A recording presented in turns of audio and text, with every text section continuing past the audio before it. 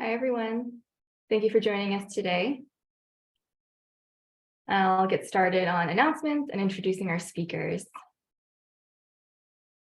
Hi, everyone, and thank you for joining us for PowerFlex's webinar today, What to Expect When Installing an On-Site Clean Energy System, the process behind integrating solar, battery energy storage, and smart EV charging. I'm Emily Lau, Marketing Communications Manager at PowerFlex, and our host for today. Our speakers are Lucie Dupas, VP of Execution, and Louise Lauren, Senior Manager of Project Operations here at PowerFlex. I'll introduce them. With many years of experience as an engineer in the solar industry, Lucie manages a national team of project managers, engineers, and coordinators. Her extensive background in solar allows her to successfully lead a wide variety of projects, not limited to technical challenges.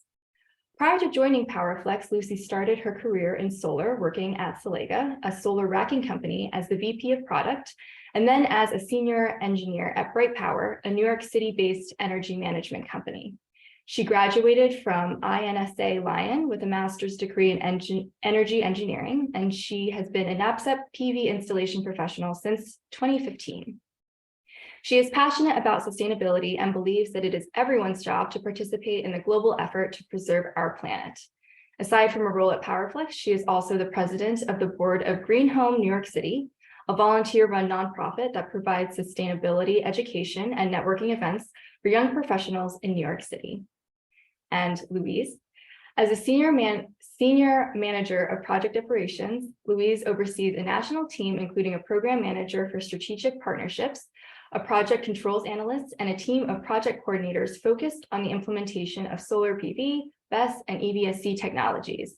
In addition, Louise is responsible for the continuous improvement of project operations and digital tools to streamline cross-collaboration between departments to make projects more efficient, reduce costs, and speed up the overall timeline of the project lifecycle. Louise joined PowerFlex in early 2019 after completion of her master's in energy and sustainability at the University of Edinburgh in Scotland. She also holds a BA in business management from Newcastle University, England. Her industry credentials include NABCEP PV Associate and OSHA certification. This webinar will be recorded for PowerFlex's proprietary use, and we will make it available to participants afterwards.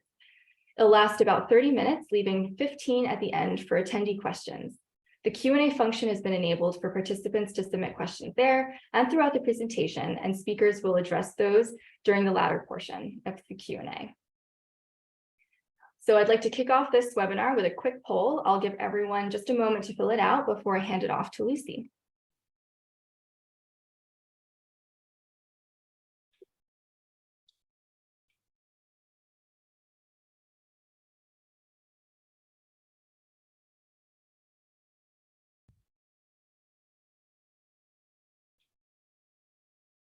So the question for everyone is, what is your biggest concern about starting construction?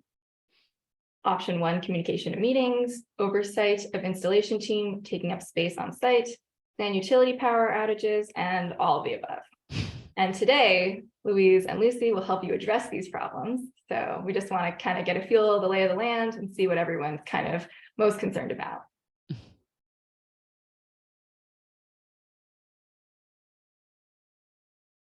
All right, I see people still filling it out.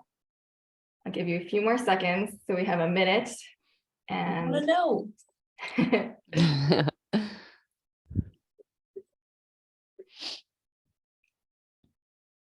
All righty. So now it's been a minute. I'm going to end the poll and share results. So everyone can see. Seems like communication and oversight of are the first two, and then all the above. It seems like everyone's concerned about a lot of these things. So we're excited to get into it. I'm going to stop sharing this and hand it off to Lucie. Thank you. All right. Thank you so much for the introduction, Emily. As Emily said, I'm Lucie Dupas, the Vice President of Execution here at PowerFlex. We call it the execution team. Others may call it the EPC team or the implementation team, or really the team that will take care of you once a contract is signed. So we'd like to give you a quick overview of the company, of our team, and the project lifecycle. But first, Louise, can you introduce yourself quickly and what you do here again? Yes, thank you, Lucie. So my name is Louise Lauren. People call me Lou. We get to know each other, I'll let you call me Lou as well. So I'm the Senior Manager of Project Operations. I predominantly manage the project coordination team, but also, as Emily said, the program management team as well, which we'll get more into. I'm really excited for this webinar and hope to be able to answer all of your questions and really get into it. So take it away, Lucie.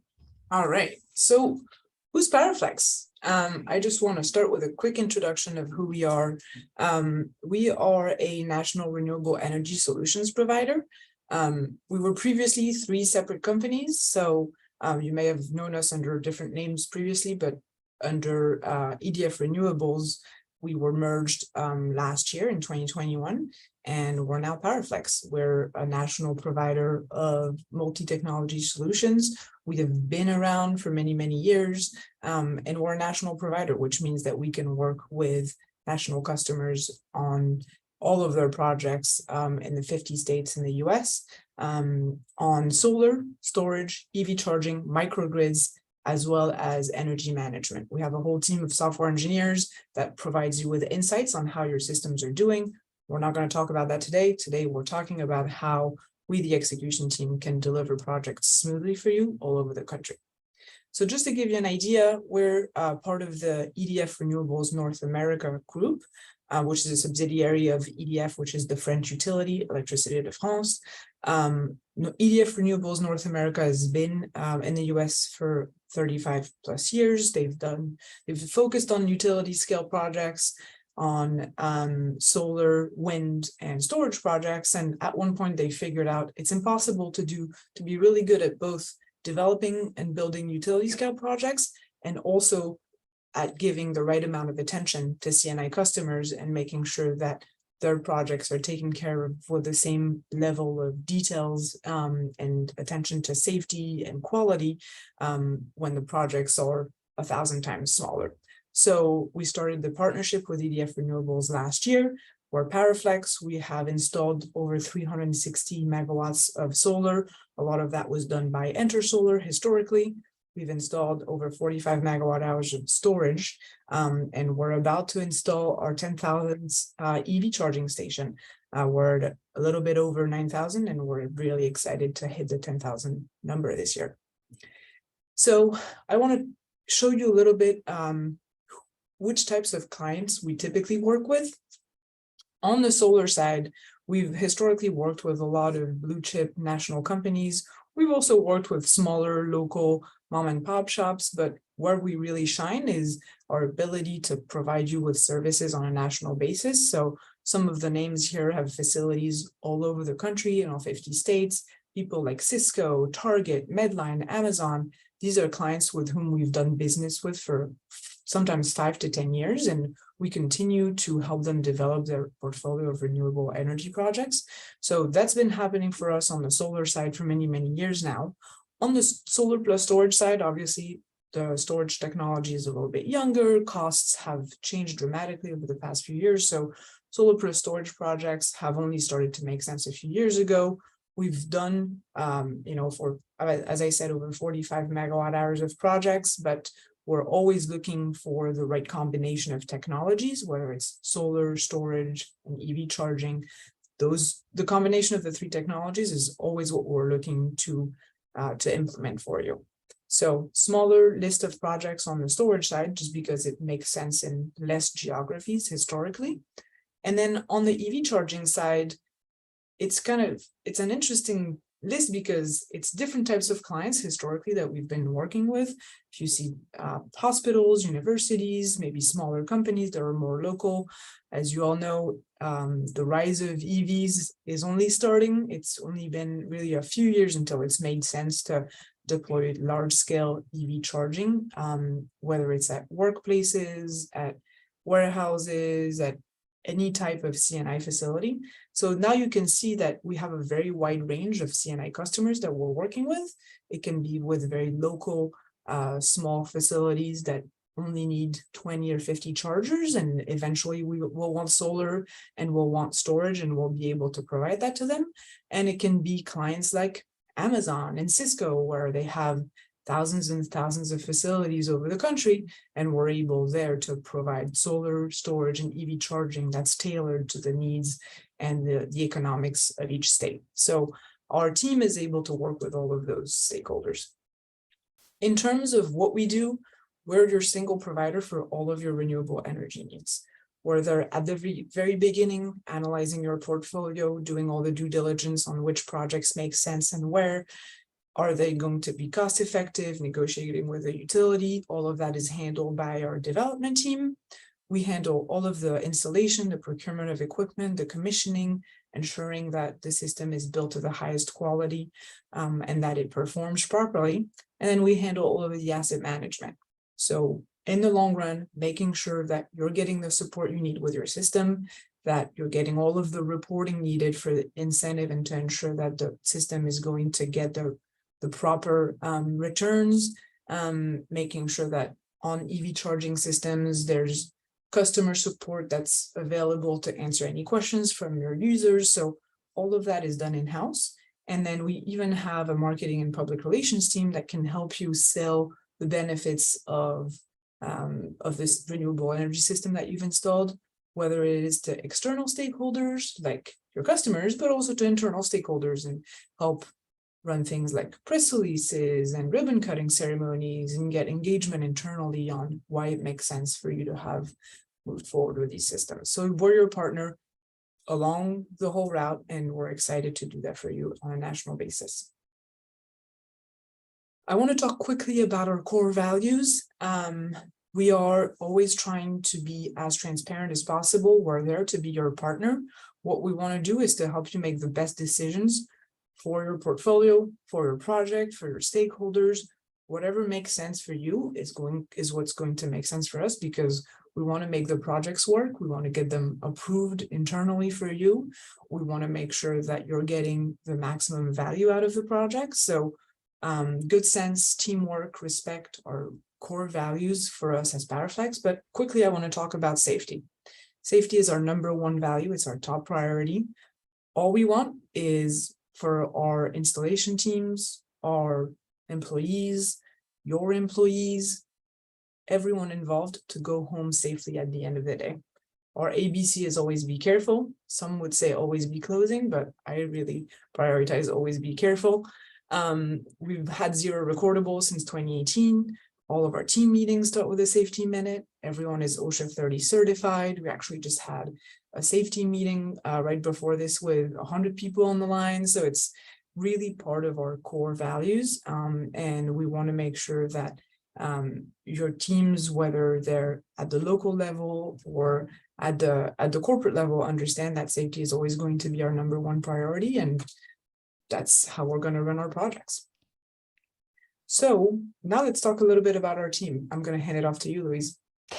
Thank you, Lucie. So yes, safety is #1 top priority. And that also includes our teams being safe. So I'll talk a little bit about how the PowerFlex execution team is broken out into both project team members and national team members. As Lucie said, other organizations call an implementation team, maybe an EPC team. We execute things here, so we're the execution team. A project team, so depending on whatever type of technology we're installing, we'll have a project manager, a project engineer, and a project coordinator that are focused on the project specifics. In addition to that, there's also national team members. Most of my team falls under the national team, which would include supply chain analysts for procurement purposes, program managers to manage portfolio level clients across the nation, and project control analysts really digging into the data and the heavy reporting to support the project team members. The teams are divided into East Coast, West Coast, but that doesn't mean that teams can't jump and help depending on the coast, level of experience. In general, we're one large team. And in addition to the national team members and the project team members, there are also regional directors who have a lot of experience within their region, whether that's the southwest portion of California or the northeast. So they have really good relationships either with permitting, HJs, local subcontractors, just understanding the weather complexities, whatever it is, and they're there to guide and direct the teams. This map here, just to highlight, just to quickly highlight it, is sort of where some of our projects, our current live ones are, and the vast majority of our team is sort of separated in those states as well. That said, we have the ability to move into other states, but because it's the commercial, and industrial space, we tend to follow the incentives. So giving a little bit more information about the PowerFlex execution team. PowerFlex really prides itself on staying up to date and ahead of the curve in all things related to engineering, procurement, and construction. This means that we're constantly encouraging team members, leaders, such as myself, Lucie, regional directors, to pursue professional development. In fact, we encourage it. We provide different certification processes, like for NAPSAT PV Associate and PV Installation Certificates, PMP courses, NEC workshops. So to really understand the code, even though we work with professional engineers externally, project engineers are really up to date on the latest and greatest. That also includes roof management seminars because of the amount of work we do with rooftop solar, and the list goes on and on.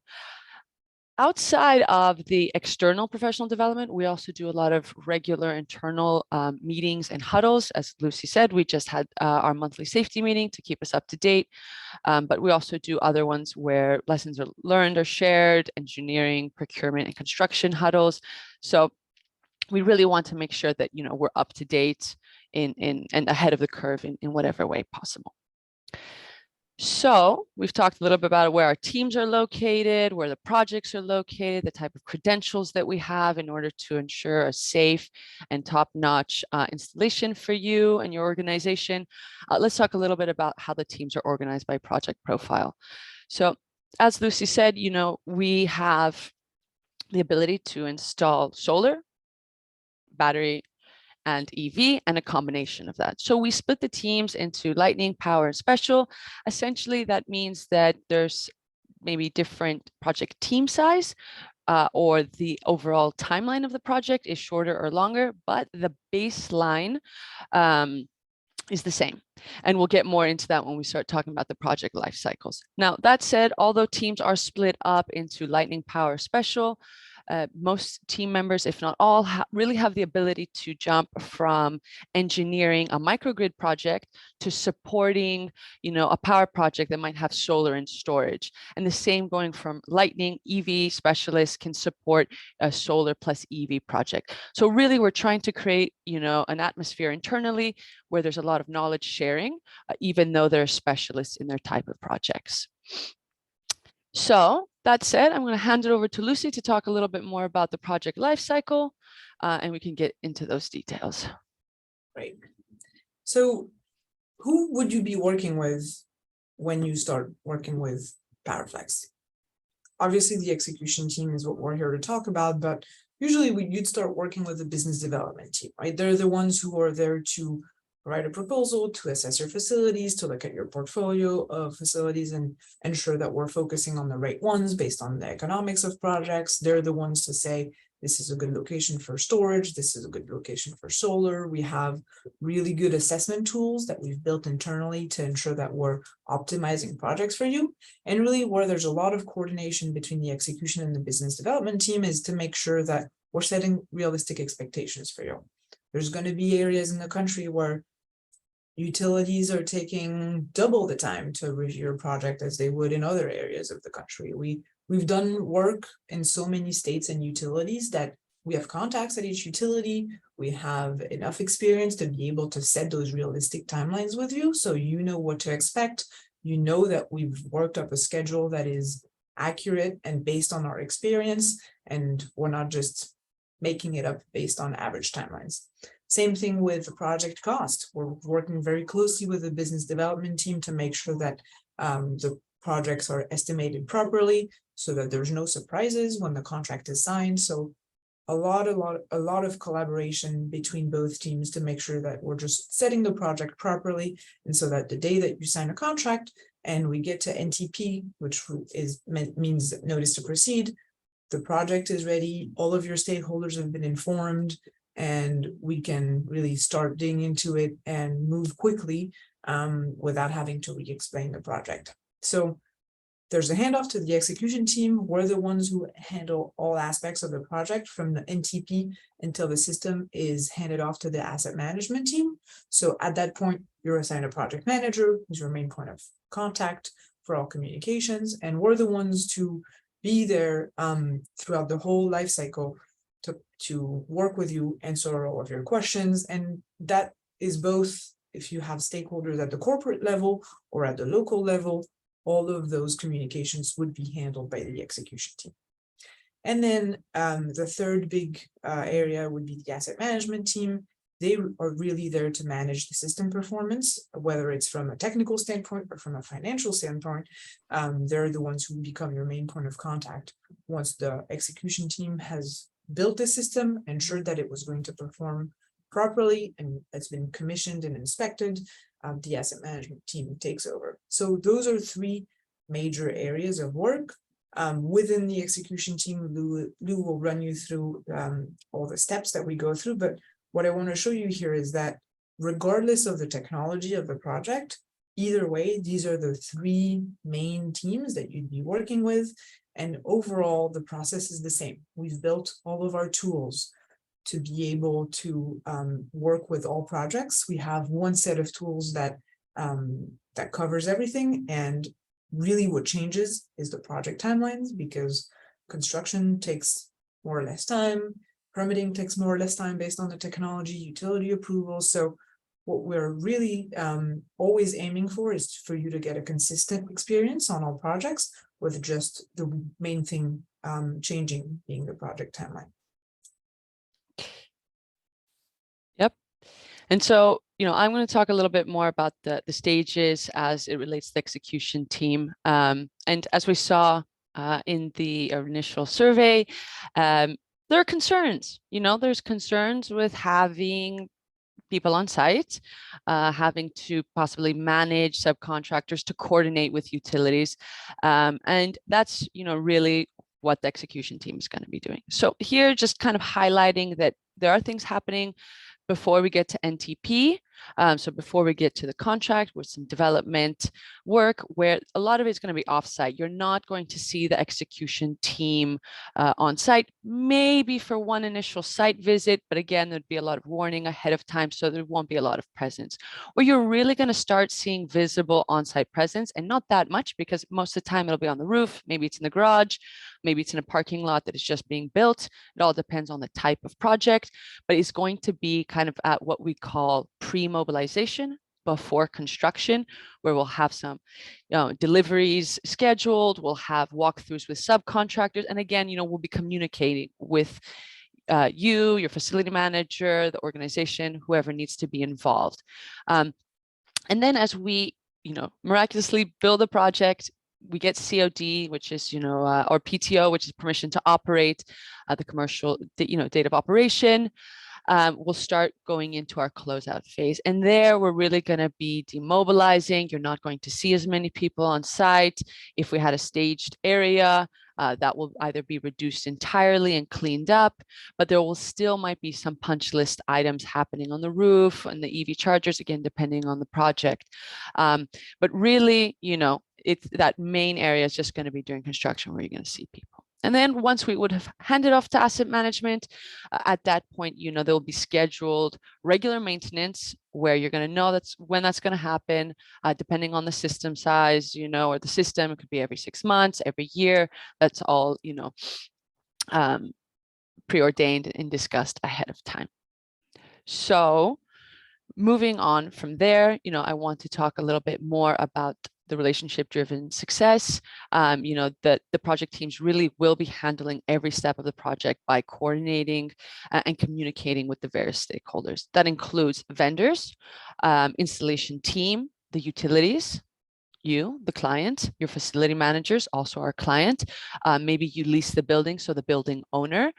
Maybe there are multiple tenants within the building for utility shutdown and interconnections. Maybe we have to trench across a parking lot. Whatever it may be, we're going to do the communication. We're going to really be the one who's going to communicate with all parties and make sure that everyone, is satisfied with the process. So, I want to really emphasize on client communication, because really project management is all about communication. The reason, that we get involved, not only as a developer to, prospect and originate the project, but it really is to manage all of the procurement required, all of the engineering required, and all of the construction. So most of the stuff that is happening in the beginning when, you're dealing with the sales team is what I like to call abstract. But as we start to approach the actual construction, things get a little more complicated because there are more people involved. We're no longer dealing just with emails. We're dealing with utilities being scheduled, shutdowns, actual processes happening on your site. So the project management team is going to deal directly with your local team. They can go as high up your organizational levels as you need them to be. They will have a project kickoff meeting. If you require a midpoint meeting, we do it for many clients, again, depending on the scale of the project, to update everyone ahead of time. And of course, a closeout meeting. All projects, regardless of size or technology, are going to have a weekly report. That's going to include some photos to let you know what's been happening on site this week, next week, and 2-week look ahead, installation percentages, all of that information that you might need for your own reporting, in addition to just keeping everyone in the loop at the local level. We have the ability to do recurring client and investor calls. It all depends on what you need. We're flexible to communicate, not only at our baseline, but to go even further if that's what your organization needs. In addition to emails and calls and walkthroughs, we also have an ability to create robust client portals through different digital platforms that we use, whether that be Procore or other data management systems, to really tailor reporting to whatever it is you need.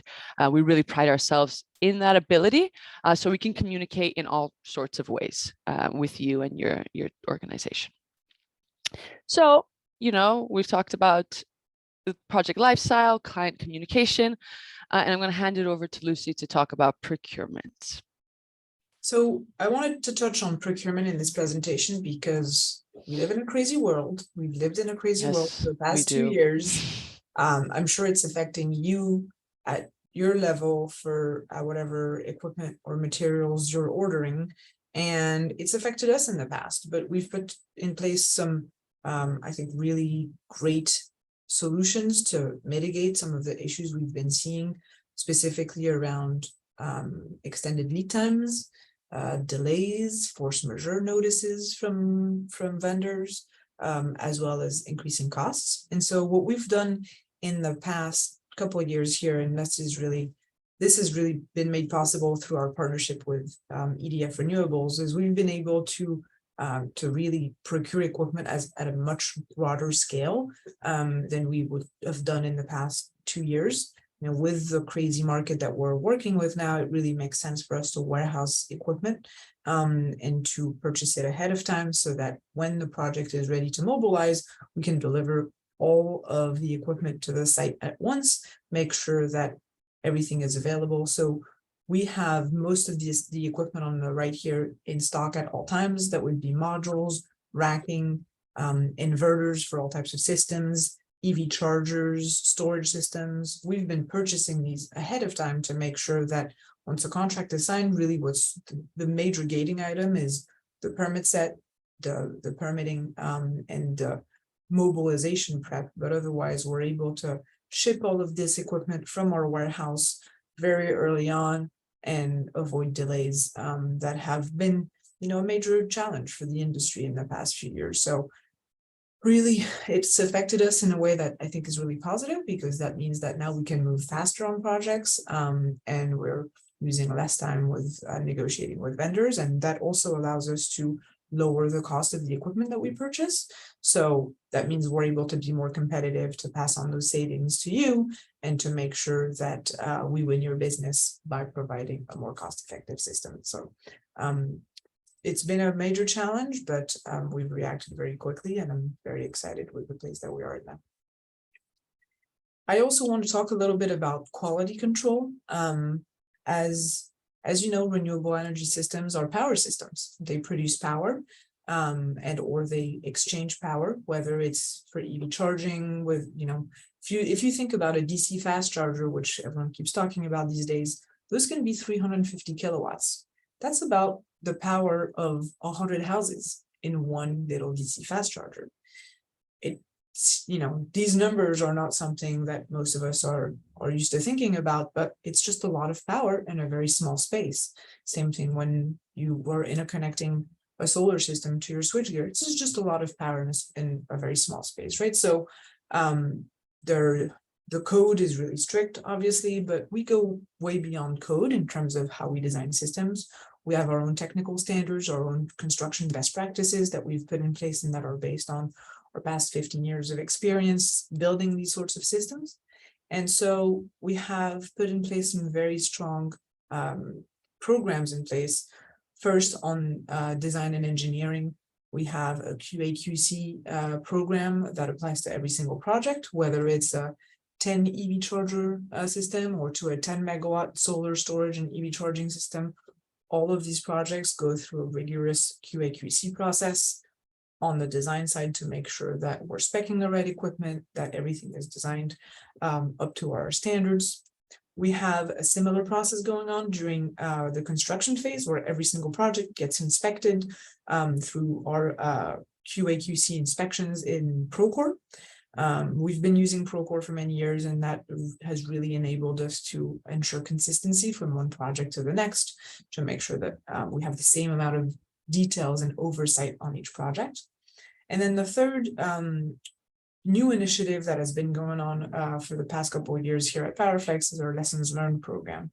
We really want to make sure that with the volume of projects that we're doing every year, we're gathering lessons learned, we're sharing the knowledge, we are updating our technical standards and our construction best practices on a quarterly basis to make sure that we're taking into account the latest and greatest and the best practices that we are learning on new projects. So that's been the way that we continuously improve.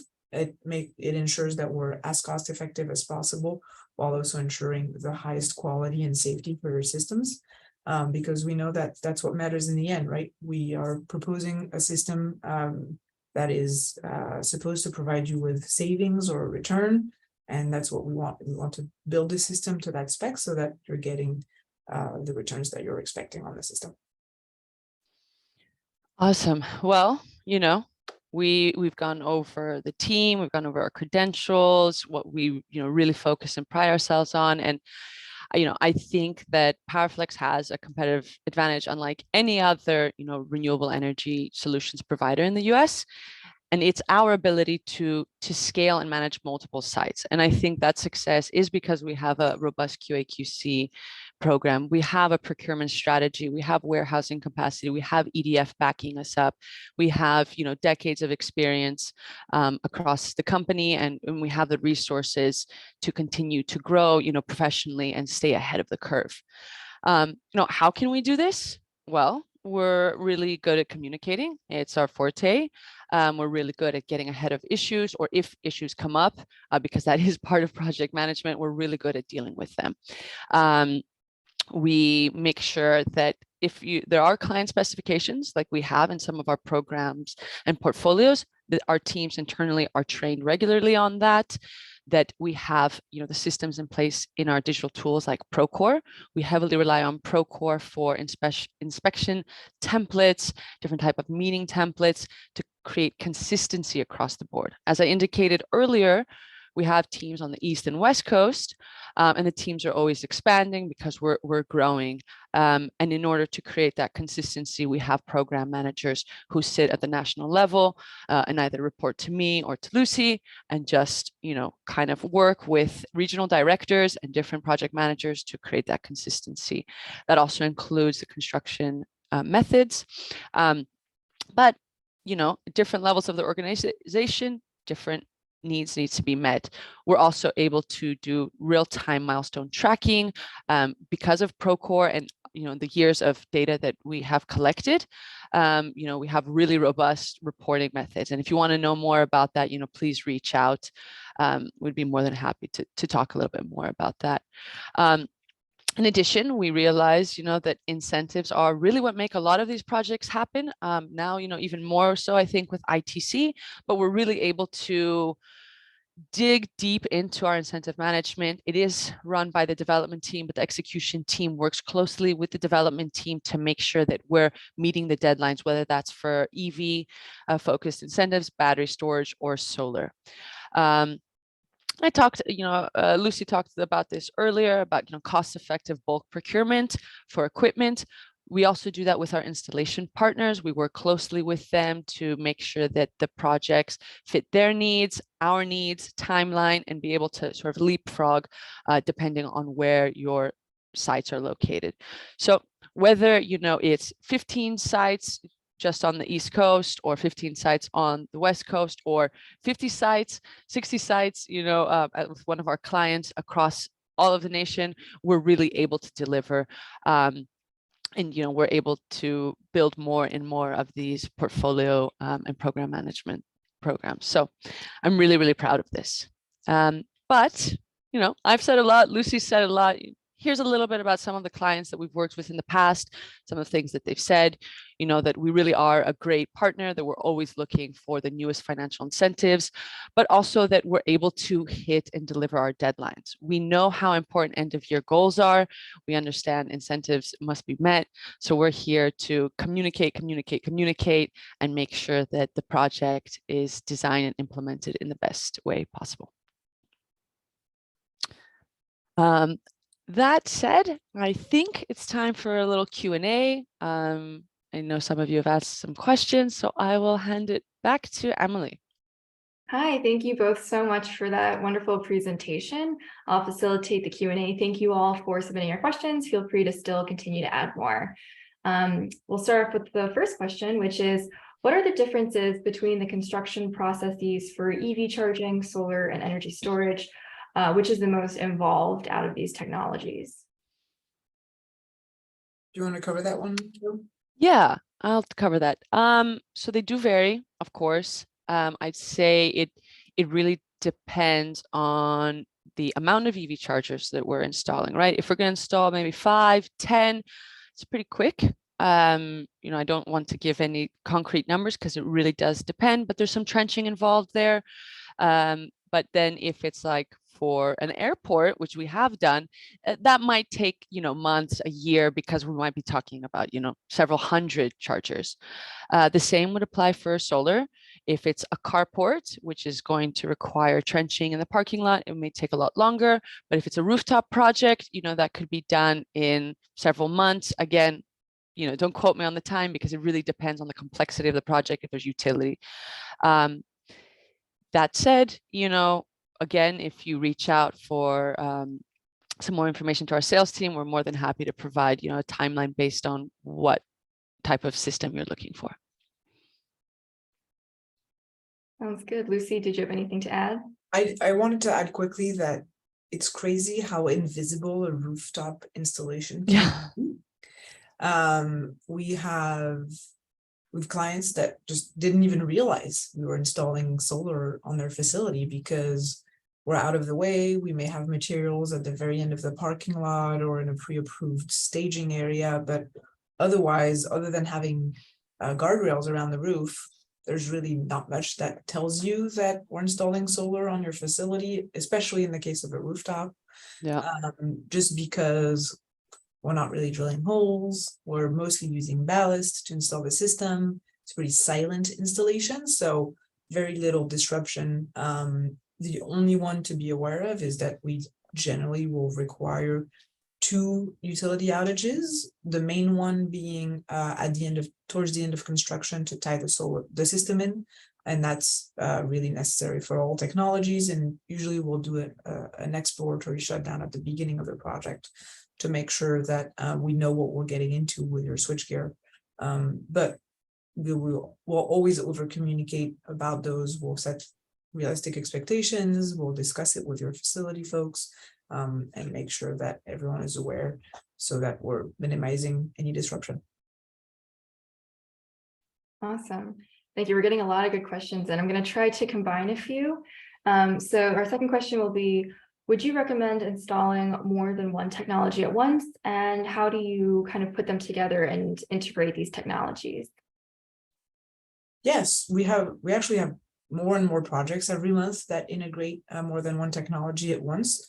It is much easier to install two technologies at once because it means that you have one project manager, one invoicing contact, one contract to sign, everything gets done at once. And so you have one point of contact to make sure that the project is as efficient as possible. And really what happens in those cases is we'll do things like, instead of doing two shutdowns, we'll do one shutdown. Or we'll get one permit instead of two permits, right? So it's just a lot more efficient for you and for us to be able to install both technologies at once. And what we can do in some cases is also make provisions for a system, right? So if you know that you currently want solar and EV charging based on your needs, but you think maybe your load is going to change over time, and it's possible that in a few years you'll need storage as well, we can spec in the breaker and the switchgear to be able to interconnect storage at a later time. So we have situations like that where we're doing two technologies, knowing that we'll add a third one at a later time. And generally it means that everything is more efficient on both sides, and that the projects get done faster. Lou, do you have anything to add there? No, I think Lucie covered it. I actually, one other thing that we can add quickly, which is not on the execution side, but from a financial standpoint, what we've seen is that storage and EV charging and solar tend to, when you have all three technologies together, you're really lowering the cost of charging on a $1 per kilowatt hour basis, because you're able to basically use the solar energy and shift it with the battery to make sure that the energy is available even during the peak times when that you may be using the chargers. So there's also some real financial benefits, especially on the cost of charging for your EV charging users. Sounds good. And I guess the next question we can move on is, how can we best prepare a site for construction? So if you're talking like about a facility manager, what are the steps and the different things and the different ways that you can prepare the site? Yeah, I can take that one. So again, as I mentioned during the pre-mobilization walkthrough, the project manager, sometimes a project engineer will join as well. We'll do installation walk with potential installers. At that point, we'll have probably already scoped an area where we could do some staging, and the project manager will be discussing with your facility manager to make sure that we explain what it is we need, but more importantly, we understand your needs. If you're a distribution center and you have trucks flying in and out, maybe we want a specific area to stage our stuff, but it's not going to work for your team. That is, what we'll do. So there's not too much prep really to be done from the client's perspective. I'd say it's more on PowerFlex to choose an area or a few areas really, and to provide a potential staging area. And that would also be for EV charging. If it's a new build, that's different. If we're talking about new builds there, then yes, there are ways which you can engineer your electrical room to allow for solar, or EV. Again, reach out, we can talk more about new builds, but for existing sites, it'll be a matter of some parking lot space, maybe a lay down area, a bay, one bay if possible, to have our staging and stair tower. And for EV, it would probably be sectioning off certain parts of the parking lot. But again, we're going to give you a phase plan, and we're going to discuss it and make sure that that is, if you're able to do that ahead of time. So not too much prep. Lucie, anything to add? All makes sense. All right, I think we have time for one last question. Again, I'm going to try to combine a few of these. Okay, I'm excited. These are good questions. It's, how do you scale up an existing system? Is it harder to do, say, more EV chargers in stages? And then what are some of the ways, since the technology is continually evolving and changing, how do you future-proof an installation? That's a good one. Yeah. So what we'll typically do is after we have a first discussion on the sizing of the system, we'll try to understand your needs. Especially on EV charging, what we've seen is that you may not have a lot of users who have EVs right now, right? You know it's coming, you're not sure when. So what we can do is we can prep and do things like trenching and put in base plates and prep the site so that we'll be able later on to pull more wires, pedestals in, and install chargers. So we can work with you to assess your needs. We have folks who say, I want to be able to put 50 chargers later on, and I actually just want 10 right now.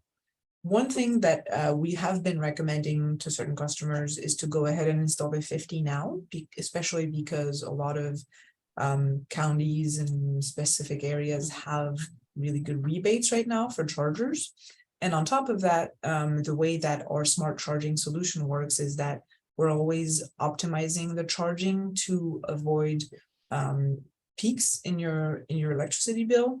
And so what we're really seeing is that when you have 50 chargers, you may only have 10 active users, but the day that you're ready to go to 20, the chargers are already there. And what happens is that people just leave their cars plugged in and they don't have to take them out in the middle of the day. So there's a little bit of just building ahead now with available rebates and the fact that, adding 50 chargers is not going to overload your building services and not going to trigger a utility upgrade with our smart charging software. So we tend to recommend going big now just because there's incentives out there and it often makes sense.